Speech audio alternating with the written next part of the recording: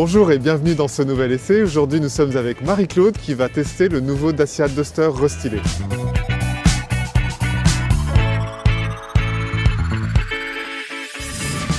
Alors là Marie-Claude, il s'agit de la version haut de gamme, Prestige, donc avec des chromes, etc. Globalement, qu'est-ce que vous pensez de l'allure du Duster ?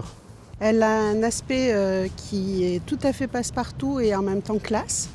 Elle a une couleur, pas camouflage, mais qui donne vraiment l'aspect du baroudeur et passe-partout. Oui, ce vert kaki, ça vous plaît ? Ah oui. Alors, petite nouveauté du restylage, sur cette version haut de gamme, les barres de toit chromées ont l'inscription Duster, qui n'y était pas avant. Globalement, la ligne vous plaît ? Ah oui, elle est assez fluide. Elle donne tout à fait l'aspect d'un 4x4 haut de gamme. On a également des radars de recul avec les capteurs sur le pare-choc. Est-ce que c'est quelque chose qui vous serait utile ? Oh, probablement, du fait que la visibilité me paraît un petit peu plus réduite par rapport à ce que j'ai actuellement. Par rapport à votre voiture, vous allez nous dire si le coffre vous paraît suffisant. Ah oui, effectivement, Là, ça vous suffirait. Ça me permettrait de partir en vacances plus longtemps.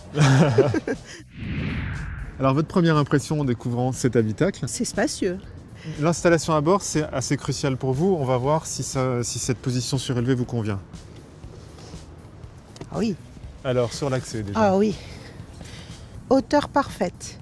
On voit quand même une finition bien raffinée. Toujours ce côté chrome qui ressort et qui est bien sympa. C'est sophistiqué, mais en même temps très épuré. Simple. Simple, vraiment ce qu'il faut, pas surchargé du tout. Il y a beaucoup de rangements, c'est l'impression restreinte de la vision, on disparaît en rentrant en fait. À l'occasion du restylage, Dacia a implanté un GPS à écran tactile. Ça me paraît bien bas.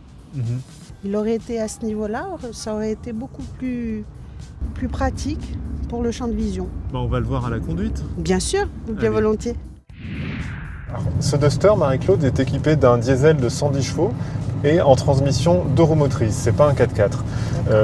Première sensation de conduite au niveau du moteur, par exemple. Alors, on entend bien le moteur au démarrage. C'est vrai que la reprise est fluide.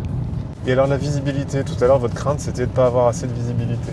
Alors, la visibilité avant est assez large. À l'arrière, si je dois comparer avec la mienne, elle est un petit peu plus réduite. Ce qui est quand même frappant, c'est le GPS qui est placé bien bas. Pour voir les détails, effectivement, c'est pas pratique. Parce qu'on doit bien garder l'œil sur la route. Et alors en tenue de route, est-ce que vous le trouvez rassurant ? Sur une route que je ne connais pas, je me sens quand même bien sécurisée.